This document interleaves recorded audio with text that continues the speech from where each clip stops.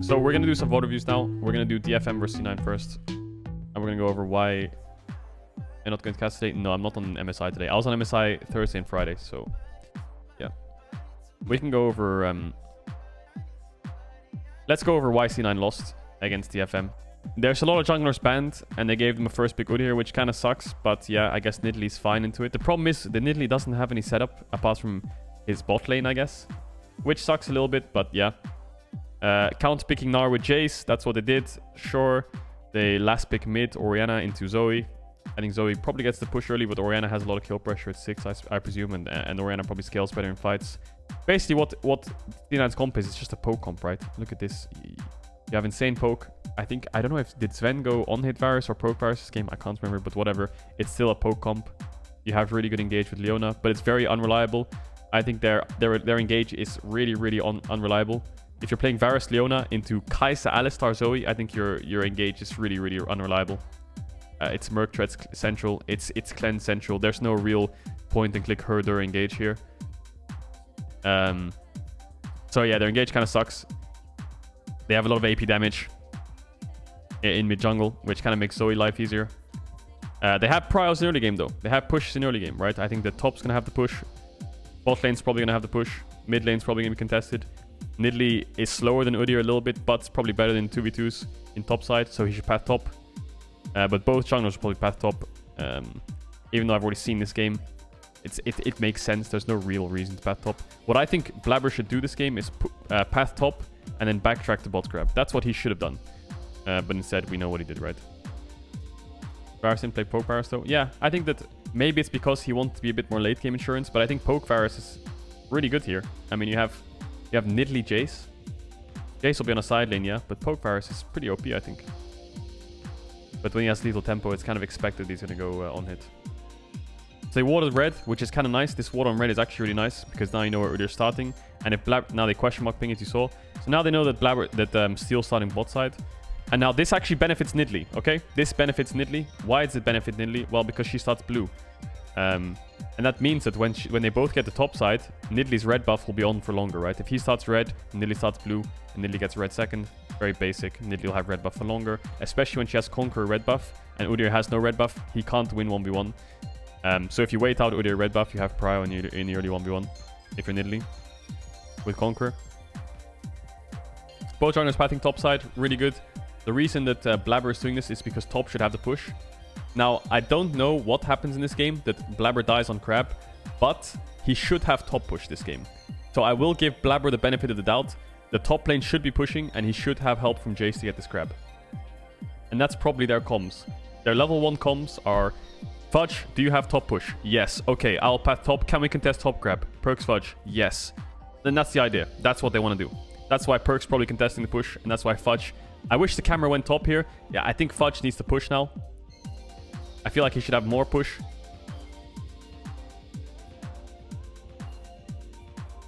But I think that you have to adapt in the game as well. And when Blabber looks top here and sees that the pot push is contested, what he should do is do Krugs right now. And then he should either base and run to bot grab, or he should just run through mid, gank mid, and then run to bot grab. And then maybe try to abuse this bot lane pushing in. But what he's doing here makes no sense, to be honest. Finding jungle is fine, but he's not doing his last camp, and he is. That means that Steel's gonna be level 4. And then Blabber sees him smite. So in my mind, I think Blabber thinks he can smite away the crab because Steel has no smite. Okay? The problem is he has no mid push, he has no top push, and he has no bot push.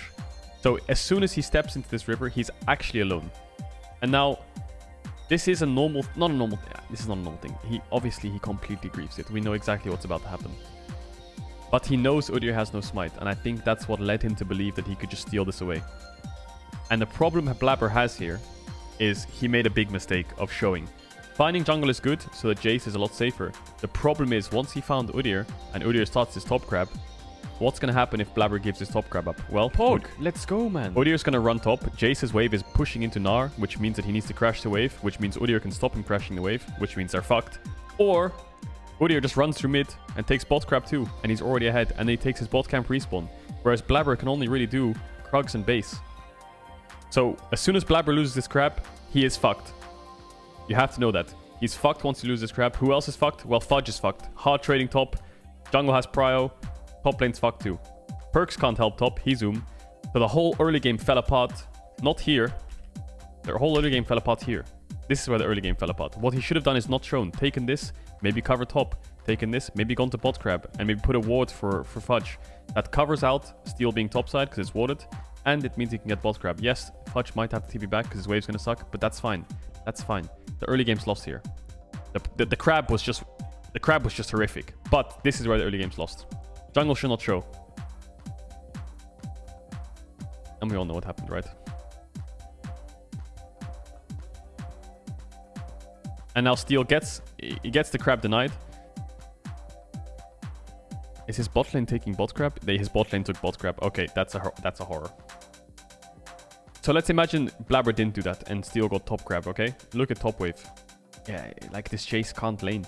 If his Nidalee does this camp and contest top, then he can lane. But if his Nidalee doesn't do Krugs, is level 3 and watches him take crab topside, this Chase can't play. That's the problem. You have to understand that's the reason that Blabber went for it. Look at this. Imagine jungle's topside as well. You know, Fudge can't play the game.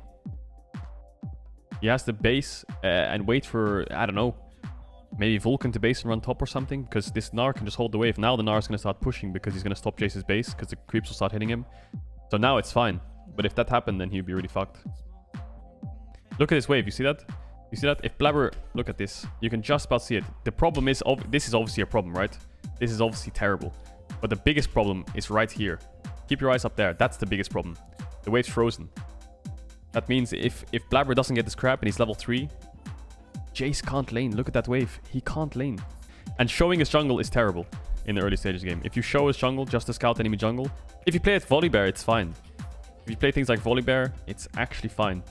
But playing things like Nidalee and Udyr and you lose time on your camps, it's not worth it. Unless Blabber can physically walk in here and his top laner is behind him or something, and he can just take the Grump in his face level 3, which is very uncommon. Very, very uncommon. That only really happens with mid push. Like if Raptors are up, you know? And you can just kind of walk in with mid. That only really happens that way. Now look again, bot wave. Kind of sucks. Frozen. Jungle's down, no information on Udyr. Wave's frozen. Again, this would be the same situation that Jace would be in, except they'd have no jungler, and it's 1v1. And he loses. So yeah. I think C9's bot lane should have based there. Well, I guess they stayed to cheese. And they get first blood. Okay, really good play. Really good play. Why does that Alistar even walk up there? Fuck. What is he doing? Maybe he wants to flash. Maybe he wants to push. Yeah, C9's bot lane play does really well. Now they can base. I don't know if they crashed the wave, but it doesn't really matter. I'll be honest. Yeah, they can't dive this.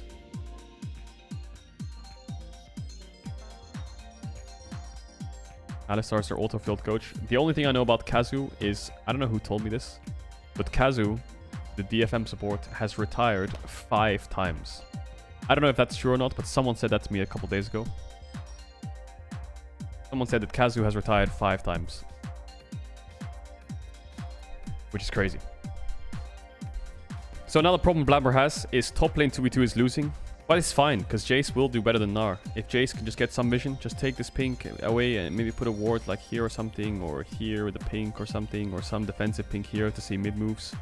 And just leave Jace to farm up, then it's okay. But if this Jace is getting 3-man dove, then the game's lost, of course. So the way Blabber should play this game now is put defensive vision topside, maybe uses pink for his top laner here. Or here if he has to. And play bot side. Get this Drake. Start playing into this lane. Look at the pink setup he has. Alistar no flash. Yes, you lose bot side 3v3. They do still lose bot side 3v3 because Blabber is a lot weaker than Udyr. That's what Steel's doing. He's making sure that they're going to play this bot side 3v3. So his bot lane can actually crash these waves without getting ganked, right? And I think the biggest problem that C9 have as well is the mid push. The Zoe has perks on a tower, which is fine because Orianna is always going to scale and be useful in fights anyway. But it doesn't help when you're playing Nidalee and you're behind. If Nidalee was behind like this and you had the Zoe mid push or some kind of mid push, then it just helps, right? Any pushing lanes help. The problem is Gnar's pushing, Zoe's pushing, and the bot lane push is contested because Steel went there. Now he has to go topside, so C9 should have bot push, which is nice, and they can start Drake, which is nice. This is how Blabber should play the game. Defensive pinks topside. Problem with this Drake start is now Herald's up. So as soon as you take Drake and enemy jungle hears it, you have top push, you're trading first rake for Herald. First rake for Herald is never worth it. But C9, you have to also argue, like, if Blabber was here, could he really do anything about this Herald? The answer is no. So, as bad as it is, it just has to happen. I think that C9 could have picked Renekton on 3, and that allows Blabber to play topside still, even if he's behind, because the 2v2 is strong. But Jace Nidalee 2v2 is not that strong, actually, if the Nidalee is behind. Whereas Renekton Nidalee is always strong. Doesn't matter how far behind Nidalee is, it's still really easy to execute. And now when this happens and you have top push, like... yeah, it just sucks. What can you do? I think the only way that C9 could have cracked this game open now, which sucks for Vulcan, maybe, is maybe, just maybe, Vulcan hits 6 on his wave bot and he just bases in Fog and runs top. Because he knows that they have Herald and he knows that they're going to contest top camps and they probably know that they want a Herald top. And they have mid push. So maybe Vulcan had a window here instead of getting platings. Renekton was banned already, okay. Instead of getting platings that Vulcan could have base and he was here by now, running, you know, and then maybe Jace can collapse and Orianna can run and they can actually collapse on this. But instead Vulcan stays in lane and gets a plate. Maybe that was a window, you know. I think that someone has to give something up. Because right now the map, even though they're up 300 gold, the map state is fucking horrendous. On top side at least. Bot side it's really fine.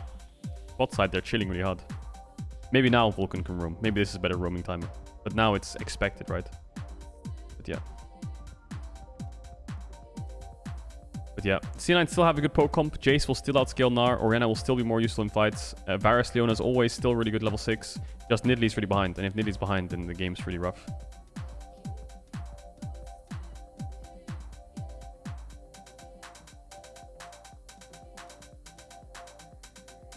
Perks is really good at saving his flash there. I think a lot of players would have panicked. But now, yeah. Does he die here? I don't know, actually. Jace dead. Yeah. Your Jace Nidalee are behind. It's horrific. It's not gonna TP. The top tower's dead. Yeah. It's a horrific early game. It sucks a lot. Maybe they could have done something about this. I don't know. Maybe Vulcan can run top. I don't know. I know Vulcan's doing really well in this lane and he's winning his lane, but maybe Vulcan can run top here and get some vision for Jace. Or Blabber and him should be going top side instead of bot side mid, because there's already pinks here. Maybe they want to catch out Alistar, but maybe they should go top side here and relieve some top pressure, because right now they should know, right? They should communicate, like, there's a pushing wave. They probably don't have any information on Udyr. Maybe they want to get bot camps and bot vision, but they already have it. I think they should have gone top side here. I think what they should have done is just ran top side together. I know they want to contest bot grab and get bot vision, but top lane is in a horrendous top spot. If you imagine the map for Fudge, you know this, he sees nothing here. He sees nothing. And he's playing Jace getting pushed in. Maybe they should have ran topside. And they could be around here. And they could actually collapse on this a little bit more.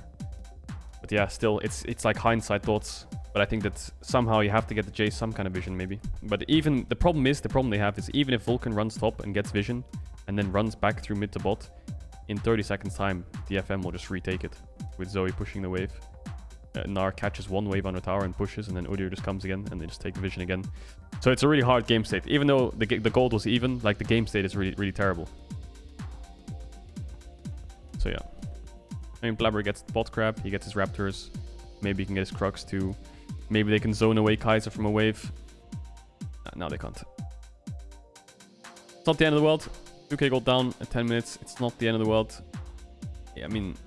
them being behind is really, really horrific for the game state, but it's not the end of the world. The people who will suffer now, of course, is Perks. Perks is going to suffer now, because Gnar can either run mid, because he doesn't have to catch top wave for a while, or he can run top, push top into here, because he has a pink on the enemy red, and then just run here and just stand in a bush, and Perks can never do anything. All he can do is this, and they can try to force things bot side. But even then, Gnar has TP, Zoe will start to push mid when Gnar's around, so this is the only wave that C9 can really play on, I think. Because now when Zoe pushes his mid wave, it's really, I don't know. Look at this. Now Gnar runs mid, and Perks is the one who suffers for this. There it is. Now Perks is the one who... does he have to flash? Probably, right? Is he dead? Okay, he just dodged away from the boulder. Yeah. And now you lost top push, and now you lost mid push. Now Evie can go back top and catch the wave. And his job's already done. Mid no flash. Now we have mid push. Bot lane's now relieved. So the way the game works is pressure translates through lanes, right? So you have push top, you go to mid, you pressure mid. And now once you pressure mid, now bot lane can push. Because two pushing lanes, they can retake this vision, and yeah. it's yeah, the game state's really hard. Now they can retake bot side, and now C9 have no vision. So now your winning bot lane can't do anything, because top lost, which meant mid lost, which meant bot lane can't push. And this will keep happening. It keeps going in turns, right? Now they're going to push out top again, and they're going to do the same thing, and then eventually it's just... yeah, it just comes down to dragons. So that's why I think C9 forcing this dragon kind of made sense. Let's go, man.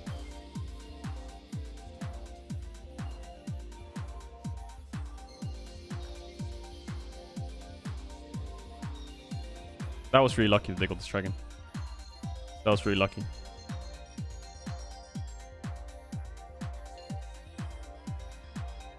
They should have lost the Drake there, and they should have lost the member.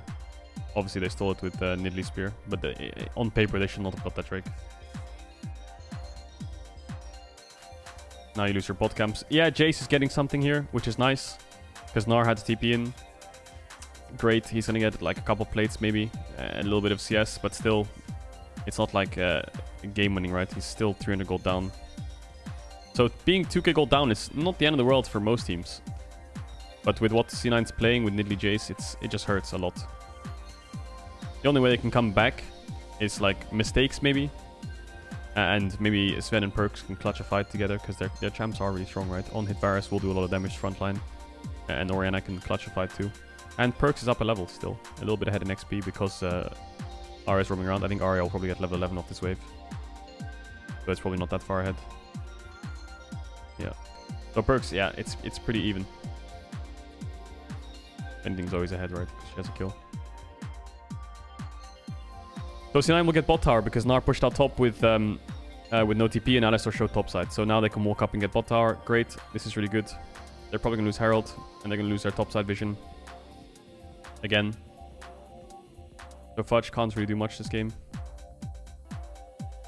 They move from bot to mid, and Fudge is dropping top wave, so they look like they want to fight something or try to get some vision. Looks like I think he just shock blasted the wave. C9 want to force something. This is the problem. Leona Varus engage is unreliable. Arya has Spellbook for cleanse. Kazu has... Utapon has cleanse, sorry. And there's an Alistar in your face too. So the Varus Leona engage is like pretty poor. So when you're playing this kind of pokish comp with unreliable engage, it's really hard to start a fight. The only thing I think DFM is doing wrong here is I don't think their bot lane should be mid right now. I think they should run bot and just push out bot. This bot wave's been terrible. And I think putting Zoe on a side lane is not what you want to do. As much as it's probably fine against Nidalee Orianna, I think having Zoe mid is always better. Unless they put Varus Leona mid, then I think they have to match them because Zoe has no cleanse, right? So stepping up the clear waves is actually kind of risky. Leona ult, Varus ult. He's the only one who's vulnerable right now because he used his cleanse. So now Kai'Sa will push out and move mid, and he'll keep covering him. But Fudge has been in this part of the map for like the last 8 minutes of the game. It's just... yeah, he can't really do shit. As much as you can keck W Fudge here, right? What could Fudge realistically do this game? His jungler died. He had no vision the whole game. The enemy team got Herald for a Drake's, and he's getting dove 2-man non-stop. You can't really blame Fudge for that. There's really not much he can do, I think. Zoe has push, which is, I mean, expected. Perks just needs an item or two, and he'll pop off in fights. And his jungler can only play bot side. C9 bot did a 2v2 kill. Great. That's awesome. Their bot lane's winning. Perks is handling mid pretty nicely. He's handling top pressure as well after moving mid. But realistically, you're playing Jace 1v2 with no vision. So not even fucking Nuguri could pull that off probably. I think Fudge so far has done everything he can. He's done everything he can. He didn't TP to the Drake. He kept trying to play for himself. This is what C9 should have done way earlier, I think. When their jungle support's moving topside, they should have done this like 10 minutes ago. Or like 9 minutes ago, whenever it was that they moved bot side to get bot vision when they already had it for Drake. But they have a win condition for dragons. This is how the game should be. This is how the game should be, right? They should have the push. Jungle should be in their top track jungle. Gnar can't walk up. He loses. He has no vision. And this is how the game should be. So C9's rotation here is good. The problem is they're probably going to Herald mid now and they're going to lose mid tower. Which sucks. And then they can move bot because they have a bot wave too. But if DFM pushes in and take this tower and move bot, I think, yeah. It sucks. It's too late. And that you can just see that's right. Now I can move bot, and now all the tier 1s are down, and Dragon's up soon as well, so there's no way C9 can fight it, right? So I don't know if it was miscommunication in the early game, that Fudge would have more top push, or Blabber thought he could get out, because Steel had no smite for the crab, but the biggest problem Blabber did this game was he showed. He showed, and that gave Steel all the information. And then obviously he made the mistake on the grab. But these are the two biggest mistakes he made. I think showing was really a bad idea. Just to find the enemy jungle, I think he should just full clear and maybe cover top with a ward and base and go bot side or something. Or maybe what you could do is Nidalee, is you could, because you know when you're starting red, maybe you just clear from top to bot, take bot grab, base, and then cover top.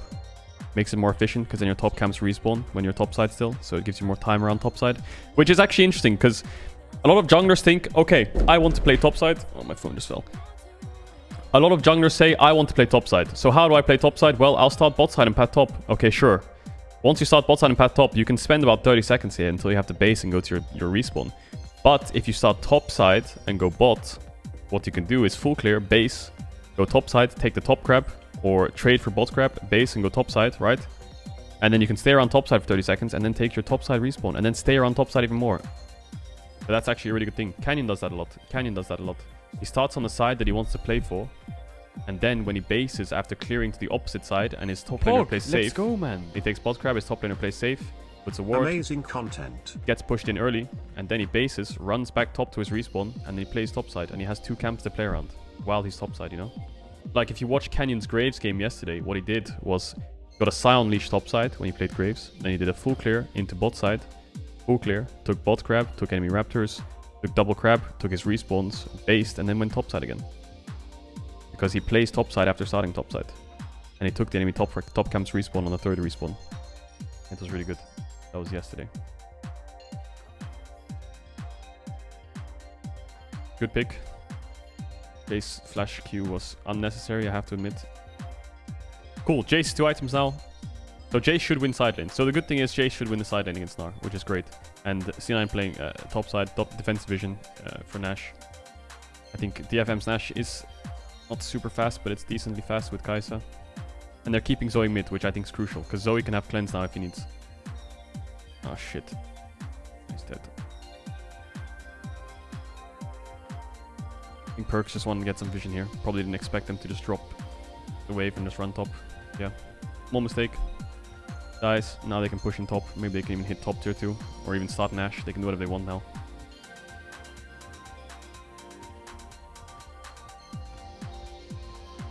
Oh boy. I think that TP is a bit too deep. I don't think they can do anything with this Mega Gnar. Problem is he TP'd way too far away from his team. Even still, he's way too far away from his team. Like, there's... What is the follow-up? This is a mistake, I think. This team fight is really bad for DFM in this area, I think. Look at the hits. You can just... This is a very common mistake pro teams do, is they over chase. Like, first of all, the TP is bad because his team's too far away. Like, who the fuck's gonna follow up on this? Mate, your Zoe's in Afrika Freaks. Your Kai'Sa doesn't even have ult and she's not on the same screen. Which is fine. Now you just have to back off. They're overforcing here a bit, and now you have to run. Now the reason team fighting here is bad is because look at the hitting, right? You can hit from here, you can hit from here. Maybe if someone was here, like Perks with Shockwave, whatever is here, the only place you can hit them is here, right? So just by process of elimination, you can't really win fights in this area, even if you're so far ahead. Yeah, a lot of teams make that mistake where they're really far ahead, they go into the enemy jungle and they start fights really deep next to their tier 2s. And you realize that you can't actually get good fights. That's how it works. That's why you never see like teams like 22 minutes in look for fights around this area. It's really impossible.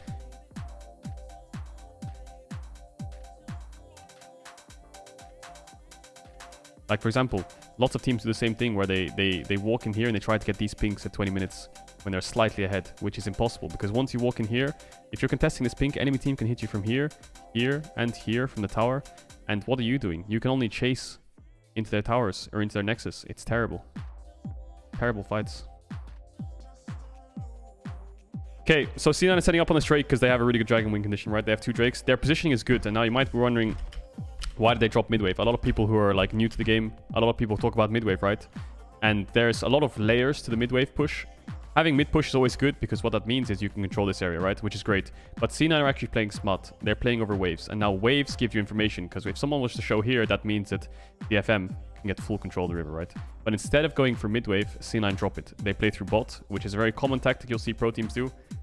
They're playing through bot. Now what that does is bot waves even, which means they don't have to show on the wave, which means DFM don't have vision here. Don't have too much vision. They have 1 ward here, which they got, which is lucky.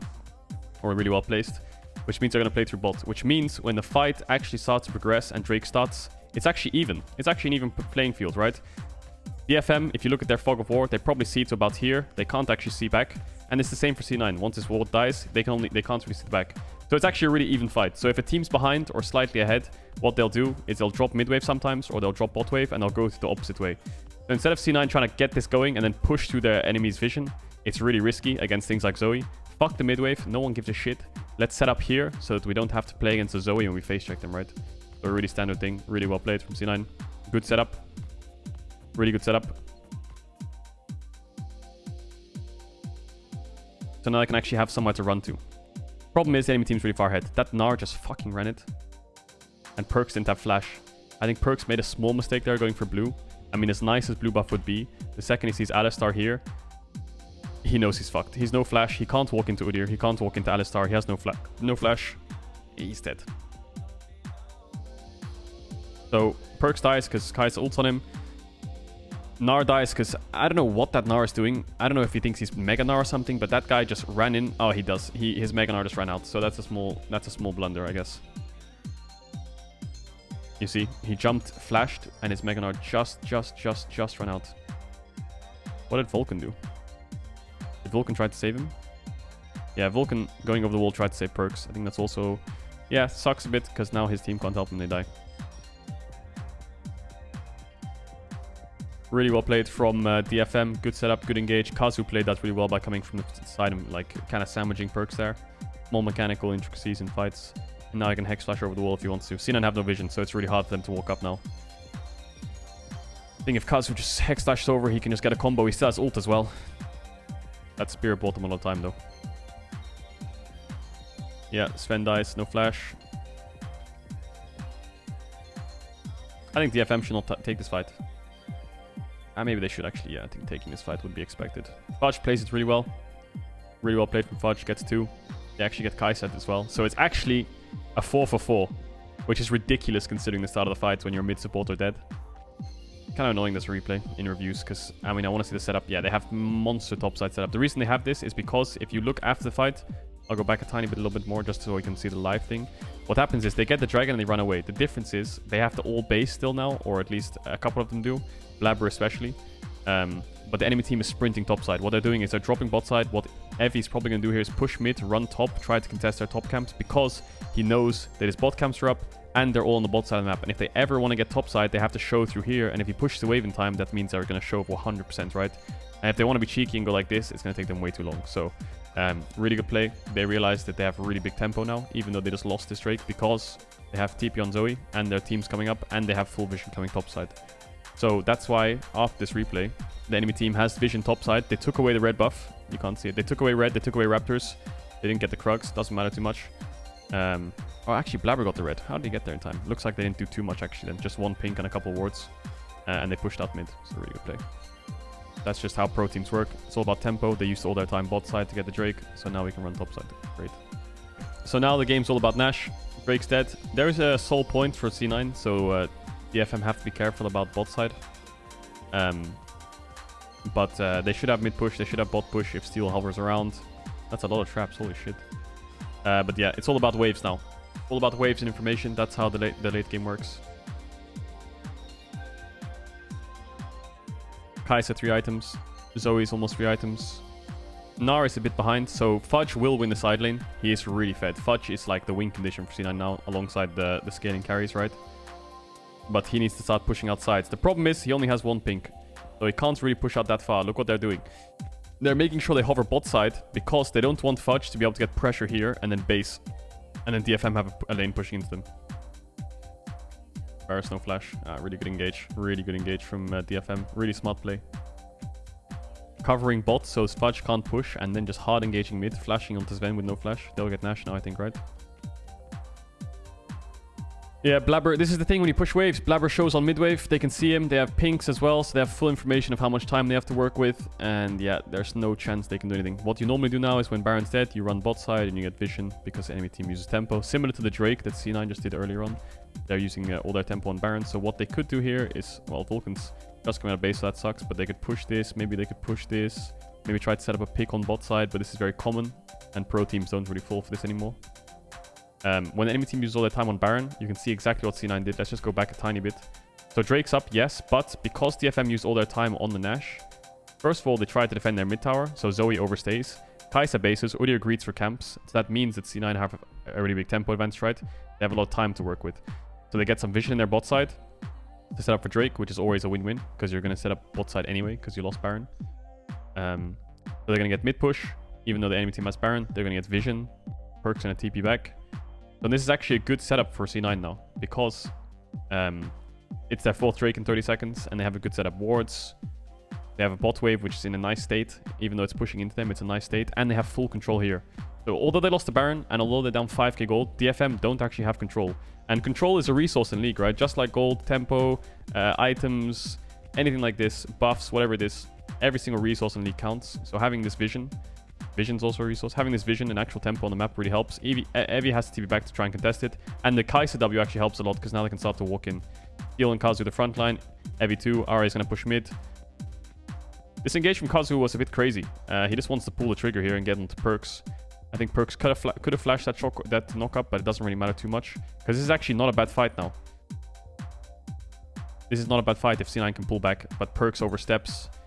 Perks oversteps and gets hit by a full Zoe Q and a Kai'Sa Q. Zoe Q, Kai'Sa Q, and he dies, which really sucks. Yutapon played that really well, and then he Gale forces back. Really well played. Now it's a 4v4. Vulcan tries to turn it, but Evie also turns it first, so yeah, the Gnar kind of carried that fight there. And then they win. I think that this was a fight that C9 could win. And you can see it, right? They're down 5k gold, but because of the control and a slightly poor engage from Kazu of overextending again like they did up top side, it was actually a winnable fight. But yeah, really clutched out by Zoe and Kai'Sa. They won the fight. If C9 won that fight, and they actually got like a 3-for-1 or 3-for-2, and they got the Drake, and they based, called top wave, I think they cleared top camps, they would actually be back in the game. But yeah, it was a good last stand by C9, because as soon as this Drake dies, and DFM have 5 minutes to work with of just pushing lanes with Zoe, with Nash, with Gnar, I think the game is lost, yeah. That was a nice try to kind of save the game. That was a nice try.